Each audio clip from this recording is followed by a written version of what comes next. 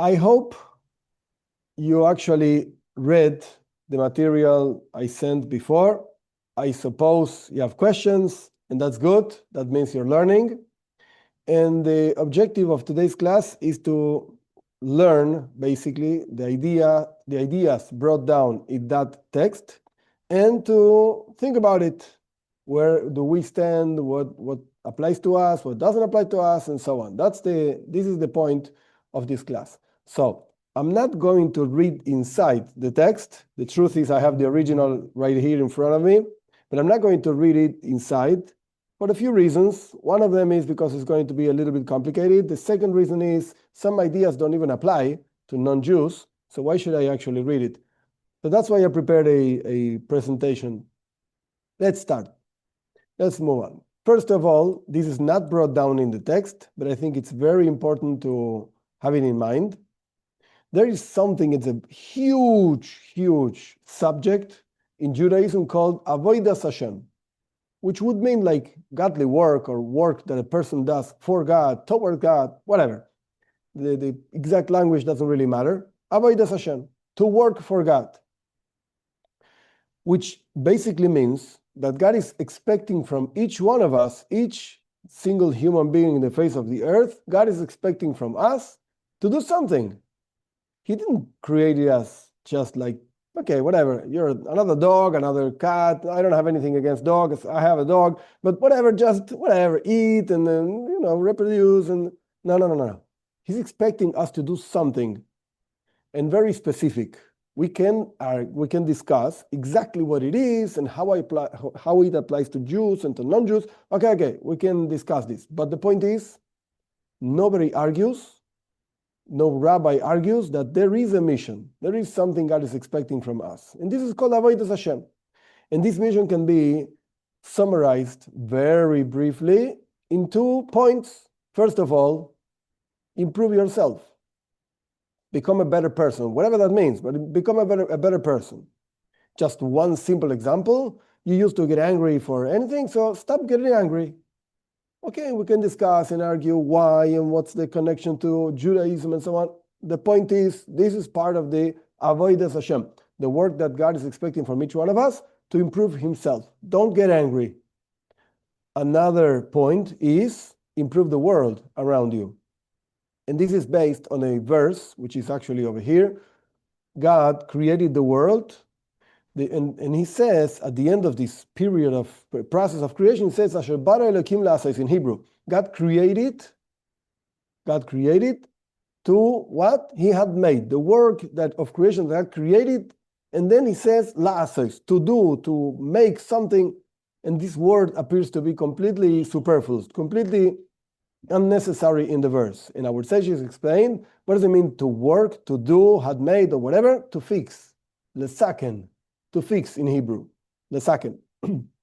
That means that God is expecting us to fix ourselves and to fix the world around us. Whatever it is, that specific work. But this is what he's expecting from each one of us. And that's why we actually live. That's why we actually have a number of years to live, that we lived before and we're going to live later and so on. He is expecting something from us. So we have to understand at least a little bit of what. What is he expecting from us? Which is a very fundamental and big, so to speak, question. Any human being at some point in life asks this question, and many find different answers. To eat, to drink, to reproduce, or whatever, and so on. People find different, to consume, people find different answers. Judaism has one answer. And around that answer is basically the subject of today's class. What is God expecting from us? Okay, so we'll see 2 ideas. One of them, the main one, and the second one, which actually is a deeper one, but it's more difficult. And that's why it's not necessarily he's expecting from us at every single point in our lives. Let's move on.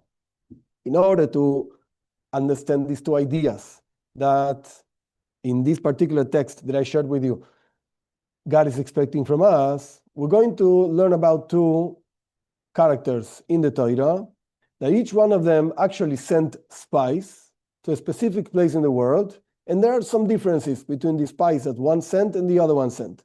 And that's why we're going to see that there are two types of avodas Hashem, work for God. Two types. First one is Moshe Rabbeinu. Parashat Shlach, Moshe Rabbeinu sends spies to the land of Israel, to Eretz Israel. And the Torah says, when you look at the Hebrew words, like there's one word that appears to be, again, superfluous, unnecessary, and our sages explain why this word is actually there. So the Torah says, Shlach lecho anashim. Literally translation is, send for you men. V'yasur eretz Canaan, they should actually roam and check out the land of Canaan and so on. But it says, Shlach lecho, send for you. What do you mean, send for you? Send. That's it. The word lecha, for you, appears to be unnecessary. And our sages explain that actually God did not want to send spies. He didn't command anyone to send spies, but Moshe Rabbeinu said that he wants to send spies. And actually, the Torah tells us quite clearly why Moshe Rabbeinu wanted to send spies, because the people wanted to send spies. They had doubts. The Moshe Rabbeinu didn't have any doubt about the greatness of God, that he can make us conquer the land of Canaan, the greatness of the land of Canaan, and so on. He didn't have any doubts. But the people had doubts, so Moshe Rabbeinu found proper to send spies. So he consulted with God. God, what do you say? People want to send spies. God said, look, I do not command you. This is what Rashi actually explains in the verse. I don't command you. If you want to send spies, send. And you will see the consequences. But whatever, it's your decision. And Moshe Rabbeinu decided to send spies. And anyone that read the story of Parashat Shlach can understand that the consequences were terrible. 40 years, 38 years, 40 years, whatever, in the desert. Not such a good idea. But whatever, Moshe Rabbeinu came up with the idea and he sent spies. And the spies went to Rome and to check all of Eretz Canaan, Eretz Israel, Canaan, whatever. The whole land, from north to south and so on. The second story in Sefer Yehoshua, in the Book of Yehoshua, I think it's called Joshua, whatever, Yehoshua, God commanded Yehoshua to send spies. And he actually sent the spies, because it was, again, an order from God. But the spies went only to one place. So we see two differences. First of all, Moshe Rabbeinu, he came up with the idea. Yehoshua did not come up with any of this thing, of this idea. He just followed the commandment of God. And in the case of Moshe Rabbeinu, the spies went to all Eretz Israel. In the case of Yehoshua, they went only to Jericho. Okay, so we see two differences. Now, as we're going to learn, the Torah, okay, this should be maybe later. I don't know. The Torah is eternal. That means, we'll see this later, that it applies to every single one of us, in every single place, in every single time. That means that there must be some kind of symbolism, representation of these spies, Moshe Rabbeinu, Yehoshua, and so on, in each one of us. And when God commands something or does not command something, it means something to us. It's not just a story. The Torah is not a book of it's not just a book of stories. It's a book of stories, very nice, but they have lessons, teachings. They have messages for us. So we have to understand what the message is for us in this particular story. So when we look at the soul, each one of us has a soul. Each human being has one. Actually, the Arizal writes that even the stones have soul. That's the truth. But of course, the soul of a stone is much different than the soul of a plant, and the soul of an animal, and the soul of a human being. We're human beings, so we have a soul. And the soul has basically, and this is very, very not precise, three parts. The essence of the soul, which is the godless part that each one of us has inside of us. And we're not discussing right now exactly what it is and how it works. No, that's not the point of this teaching, of this class today. So we have an essence inside of us that is a godless part. And then on top, sort of like an onion, like the different shells of an onion. And then on top of that, you have the different powers of the soul. Intellect and emotions in a general way, which in themselves, there are different parts of the intellect, different parts for the emotions, and so on. But the point is that we have intellect and emotions right now. Powers of the soul, that's what we're going to call it, not the essence of the soul, the powers of the soul, how the soul expresses itself in the world, how the soul actually affects the world. And then we have garments of the soul, which are not really parts of the soul, rather they cover, as we're going to learn in a few minutes, they cover the soul, which is thought, which are thought, speech, and action. These are the parts of the garments of the soul. And then we have the body which the soul is inside of it, and the soul gives life to the body, and we look alive and unites with the body, and so on. Very nice. But we're talking about the soul itself, not the body today. We're going to talk about the body a little bit later, but not right now. So again, the essence of the soul, the powers of the soul, the garments of the soul. And we will see that Moshe Rabbeinu and Yeshua, they represent two different levels of tzaddikim, of righteous people, of avoida, of work that each one of us can do. And God did not command Moshe, but he did command Yeshua, as we'll go later in a second. What does Eretz Israel represent? The land of Israel, that Moshe Rabbeinu sent spies to Eretz Israel. It represents the land of the 7 nations. There were 7 nations, Kanaani, Kenizi, all kinds of Girgashi, whatever. Doesn't matter the names. 7 nations that actually lived in the land of Israel, and we were commanded to actually take them away from there, destroy them, and so on. And they represent actually 7 powers of the soul, emotional powers of the soul. In Jewish mysticism, it's brought down different words, chesed, gvura, tiferes, whatever, kindness and severity. It doesn't really matter the names right now, because we're not going into the detail of each one of these emotional powers. The point is that we do have emotional powers and also intellectual powers, which are 3. It doesn't really matter, again, the details. This is what the land of Eretz Israel, the land of Canaan and Eretz Israel represent, these 7 emotional attributes. Jericho, on the other side, which is just one city, not the whole land of Israel, it represents the garments of the soul. Why? Because the idea of a garment is related, this is a Hebrew word, reyach. The idea of a garment is related to smell, reyach in Hebrew. Yerichoi means like I will smell something. Yerichoi means reyach, connected to reyach. What's the connection between garments and smell, which is in turn connected to Yerichoi? Because there are phrases, basically in the Zohar, in Kabbalah, in Jewish mysticism, that they talk about the reicha de lebushaychu, the smell of your garments. There were a few, it doesn't really matter the details, but there were a few eunuchos, there were a few children around that they knew so much of the mystical teachings of the Judaism, and they had a specific way of sensing things, that they smelled the smell of the people's garments, and they knew whether they kept the mitzvahs, the commandments, they did not keep them, and so on. They were special children. But the point is that we see there is a connection between garments and smell. And therefore, this Yerichoi, which is connected to smell, which is connected to garments, is connected to the garments of the soul. So again, Eretz Israel connected to emotions, 7 different emotional powers of the soul, 7 nations that were living in the land of Israel. And Yericho represents garments of the soul, thought, speech, and action. Okay. So with this idea, we can understand already the differences between the spies sent by Moshe Rabbeinu and the spies sent by Yeshua. Moshe Rabbeinu, he came up with the idea of sending spies. We explained this before. This represents that in order to refine your emotional attributes, in order to change your emotional attributes, which in general are summarized by love and fear, and the rest are just the derivatives of love and fear. In order to change that, you need a very special power. You need the power of Moshe Rabbeinu, which is a very lofty level, a very intellectual and lofty spiritual level. Not everybody can actually reach this level.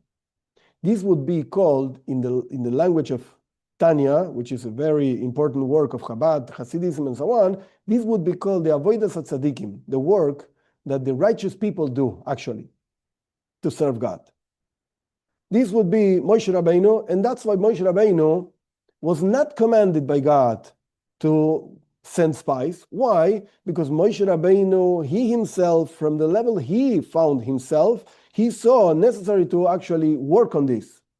But it's just for special people, for quote-unquote Moshe Rabbeinu people. Very special and lofty people, tzaddikim, righteous people, that can actually work with their emotions. We can discuss later what it means to work on the emotions. It's not the main idea of today's class, but the point is that you really need a lofty person to work on that. A heavenly help, so to speak, which in this case would represent Moshe Rabbeinu's help to work with your emotions. And again, since it's such a difficult task, therefore God did not command to do this task to each one of us. No. Moshe Rabbeinu came up with the idea. Okay, so he can do it. He can help somebody else do it. But me, I'm not commanded to do that. It's too difficult. And God cannot command us to do difficult things, which would be impossible for us. Why? Because it would be a stupid God. You ask me to fly, I don't fly. I'm a human being. You created me a human being. And now you're asking me to fly? I can't. Don't you know that? So God does not ask of any of us to do things we cannot really accomplish. It doesn't make any sense. Again, it would be a stupid God. And he's not. Okay, let's move on. Yeshua was actually commanded by God to send spies to Yericho. That means that there's a commandment, spiritual, so to speak, commandment from God to each one of us to actually work on Yericho. What does it mean, Yericho? Yeah, we said Yericho meant only the garments of the soul, thought, speech, and action. We will see later, in a minute, what it means to work with them. But the point is, very important to see the differences. Moshe Rabbeinu was not commanded, the whole land of Israel, that means 7 emotional qualities. Yeshua was commanded, and that means to work on your thought, speech, and action, the garments of your soul. Therefore, for each one of us, there's a commandment to work on thought, speech, and action, and there is no commandment, so to speak, to work with emotions. That doesn't mean, don't misunderstand me, that doesn't mean you can do anything, you can feel any way you want, and no. Not all feelings are good. Let's call them kosher. Not all feelings are good. So we do have to work in a certain way on how these feelings actually express, because these feelings express through thought, speech, and action. So you might have a feeling, as we're going to see in a minute, but not necessarily express in itself. And that's what is expected from each one of us. Let's see. Torah, as we said before, is eternal. That means that the Torah applies to every single place in the world, to every single time, to every single one of us, and so on. So there's a commandment of conquering Yericho, which actually happened. You read Sefer Yeshua at the beginning, the first place they conquered was Yericho. It's a very miraculous thing, and so on, and very interesting. So there is a commandment to work with the garments of our soul. What does that mean in practical terms? Practical terms, it means that you have to control what you think, you have to control what you say, and you have to control what you do, which in a more practical sense means thought in the soul of a person and in the chassidic works is compared to a river that never stops.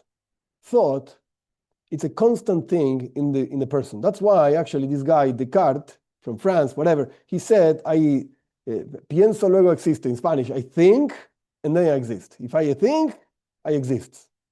I exist. What does that mean? It means that thought in his world, whatever, and I'm not saying he's 100% correct, but the point is that thought is our existence. It's impossible for us not to think. You can actually change what you think, but you cannot stop thinking. Like when people say, think, put your mind in blank mind, put your mind in, no, it's impossible. I can think of the color white if you want. I can think of the color blue, black. Yeah, put your mind in blank. There's no such a thing. There is a concrete thing of concentrating specifically and focusing your mind on one thought. Yes, I can do that. Of course, it takes work and so on, but you can do that for as long as you want. It's difficult, but you can do that. But you cannot actually stop thinking. That's why it's compared to a river that always flows. Speech, I can shut up my mouth and my voice is not going to be heard. I can do that. I don't talk. Of course, action, how much more so? You can stop doing whatever you're doing. You cannot control what falls into your mind. That means suddenly I'm walking in the street and I start thinking about, I don't know, maybe I should. What's the avoid actually? Not to stop thinking stupid things or forbidden things. My neighbor's wife, actually, she looks nice. No. You should not be thinking about that. No. It could be true, but that doesn't mean that you have to think about it. But it happened that you saw her, and it's a nice girl. You know what? The avoida, the work, is not to look at her. Of course, if you can avoid it, that's the proper behavior. But if it happened, the avoida means to change what you're thinking. Stop contemplating how beautiful she is and start thinking about something else. That's what in Chassidus is also an expression in Yiddish, a pustekop. Pustekop means an empty head. Empty head means a person that doesn't have any Torah thoughts in the head, ready to be used as soon as a bad thought comes up. Bad thoughts will always come up in your mind. Forget it. It doesn't depend on you. That's what I'm trying to make the point. It doesn't depend on you. It depends on God. He's sending you whatever you're thinking. But it is your choice with free will to continue thinking about this, contemplating this particular thought or not. That's the avodah. That's the work with the thoughts. Speech, of course, you have to use your mouth. And this includes also the mind with the thoughts, of course, but you have to use your mouth to say proper things, to say good things, and don't use it, which is part of the work also, to say not good things. It is usually, it's brought down in the texts, that it's a pleasurable thing, really causes a tremendous pleasure to talk bad about somebody. You know what I saw him doing? He was doing this and he did it so wrong. Okay, you know what? Just shut up. No, but it's really enjoyable to think about it, to talk about this. Yeah, don't do it. That's called Lashon Hara or whatever, bad tongue, whatever the case is. Use your mouth in the proper way. Actually, there's a story based on a verse. There's life and there's death in the hands of the tongue. The tongue representing speech in general. The story doesn't really matter right now, but the point is that if you use your tongue properly, so there's life. You can give life to somebody else. Or you can give life to the world by saying words of Torah and so on. Or if you use it in the wrong way, you can really cause death, spiritually or even physical death to somebody because of what you're saying. The king rules his country with words, with speech. So he can give life or the other way around. And that's about speech. Actions, exactly the same thing happens. You should be doing what God is expecting from you, and you should be refraining from doing what God is not expecting from you. And this is specifically the avodah. This is what God is expecting from us, and this is what He commanded Yeshua. This is why, or what it represents, not the why. I'm going to correct this word. This is what it represents, the idea that Yeshua sent spies. To explain this particular point, why I didn't want to say why. In the particular moment of story, thousands of years ago, when God said to Yeshua, send spies and so on, and He sent 2 spies to Jericho and so on, and the whole story, you can read it in the Sefer Yeshua, in the Book of Yehoshua, it doesn't really mean that Yeshua was thinking about, yes, there's a refinement of thought, speech, and action, while the powers of the soul, no, not necessary. Could be yes, but I don't know, I'm not Yeshua. So, not necessarily that's what it means. It meant in that particular moment, sent spies to Jericho, blah, blah, blah, the whole story. Now, us getting this story and finding, again, in the Torah, eternal lessons, it's not just stories, we connect these ideas with this particular lesson. That's what I didn't want to say. Use the word why. That's why God sent. No. That's what we can learn from God sending spies to Jericho and so on. And the same thing applies to every single thing in Torah, in Judaism, that you will find connections to lessons and connections to ideas and so on. It's not the why. Why did God say it? I don't know why. Go ask God.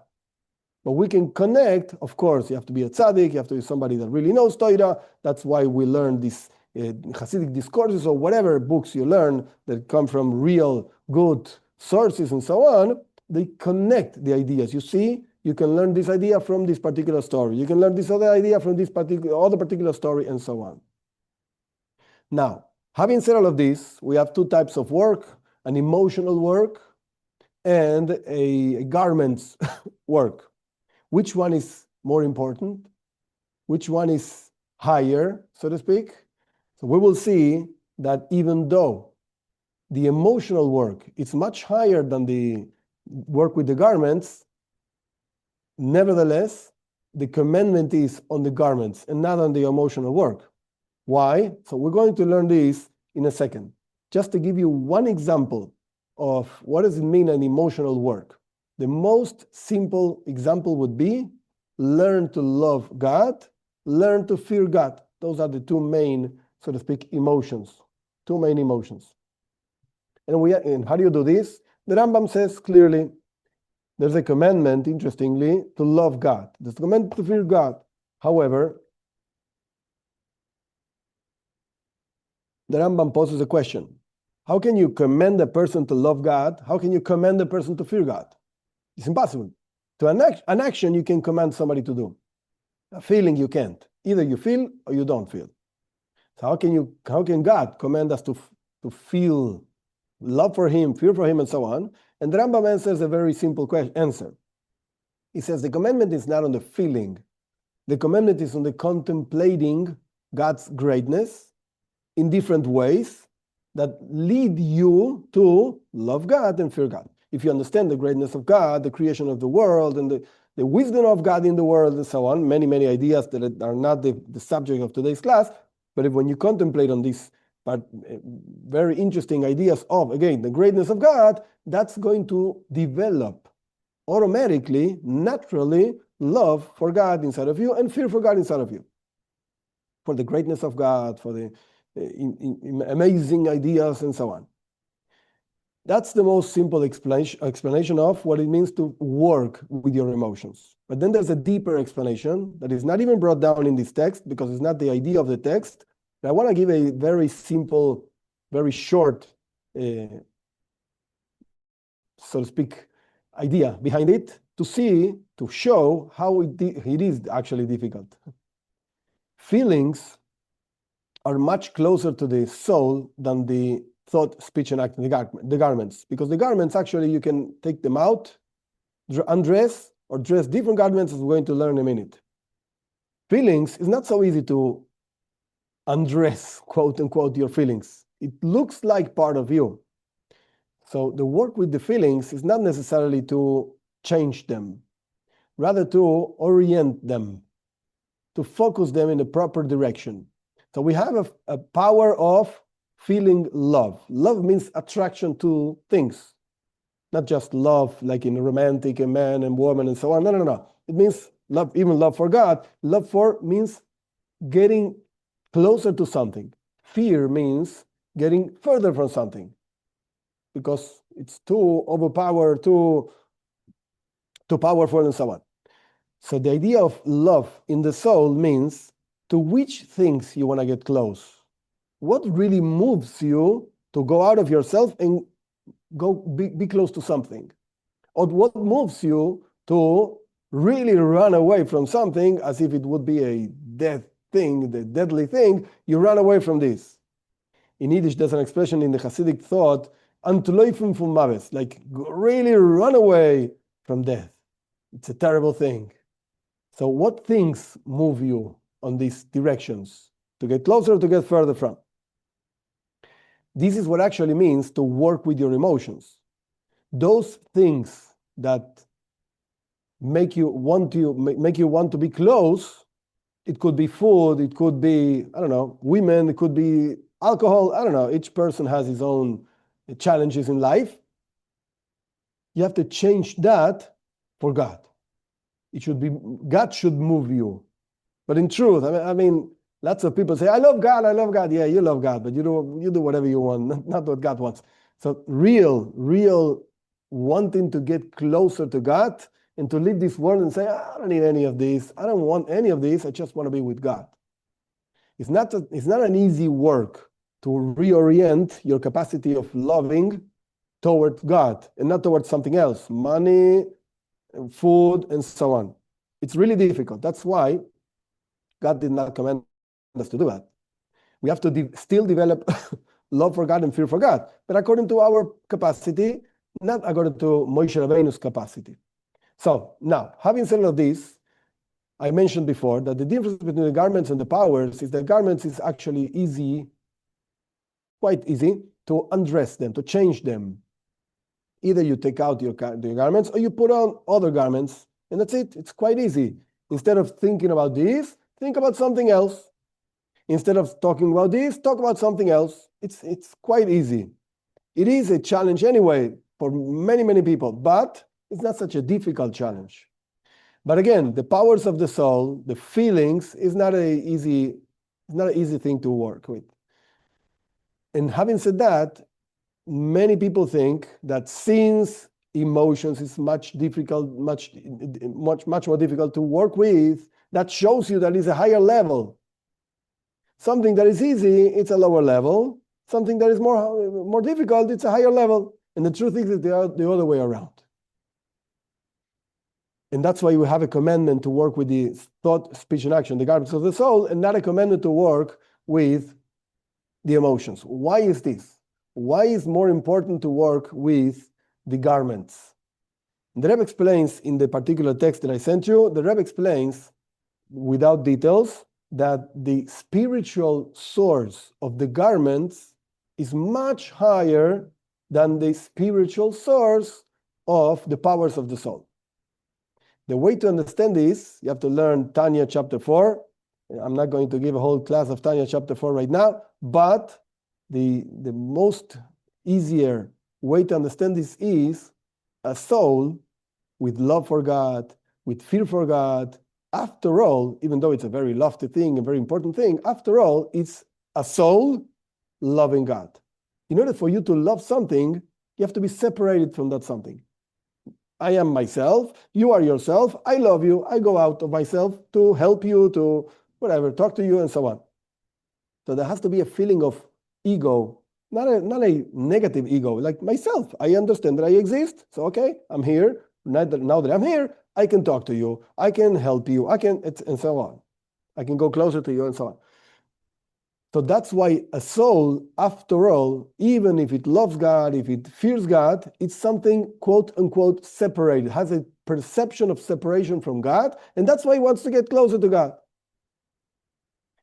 On the other hand, what are the garments of the soul? Yeah, we were talking about thought, speech, and action. Very nice. What does that mean? Okay. There are mitzvahs, there are commandments that God commands on thought. There are commandments that God orders, whatever, on speech, and there are others with actions.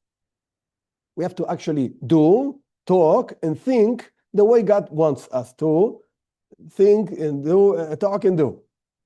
That means that when a person is actually doing a mitzvah or with whatever, with action, with speech, or with thought, you're actually connecting yourself completely to the will of God. There's no ego over here. There's no me connecting to God. On the other hand, it's completely the opposite. It's me leaving myself because I would be doing something else right now. Yeah, but I have to learn Torah. I would be doing something else. Yeah, but I have to pray. I would do, and so on. All the 613 mitzvahs for Jews and whatever. Whatever the case is, without the examples, it's easier. You have to leave your own interests. You have to leave your own ego in order to do what? What God wants. That's thought, speech, and action. So there's a much powerful connection to God when you work on your thought, speech, and action than when you work with your own emotions. Because emotions represent the perception of self, me. I'm here, I'm feeling this. Having said all of this, with this same idea, the garments of the soul have the power to elevate the soul even to a higher level than the soul itself comes from.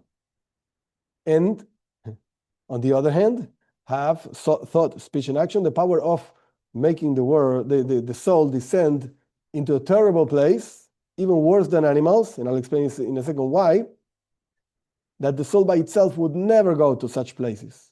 But the garments take the wrong garments, take the soul into the most dark places. Why do I say even worse than an animal? Very simple. Animals, all of them, they keep the word of God, they keep the will of God, they do exactly what God programmed them to do, and they're perfect in what they do. Like a lion in Africa eating a zebra or whatever, that's the nature God put into it. That's what it does, and it does it perfectly. When it's hungry, he goes and he, whatever, chases a zebra and he eats the animal. And then he leaves the rest. He doesn't eat the whole thing, and then he goes away. And if he's not hungry, he's not going to attack unless he feels threatened or whatever. But otherwise, he will not attack you. He doesn't have any problem. He's just laying down and sleeping, whatever, enjoying the sun, unless he's hungry. And he goes and he eats an animal with the teeth and the blood and everything. Yeah, but that's not really cruel or any bad. That's what God commanded the animal to do. That's how God programmed the animal to do. He just does perfectly what God commanded the animal to do. On the other hand, human beings, we have a different power, the power of choice, free will.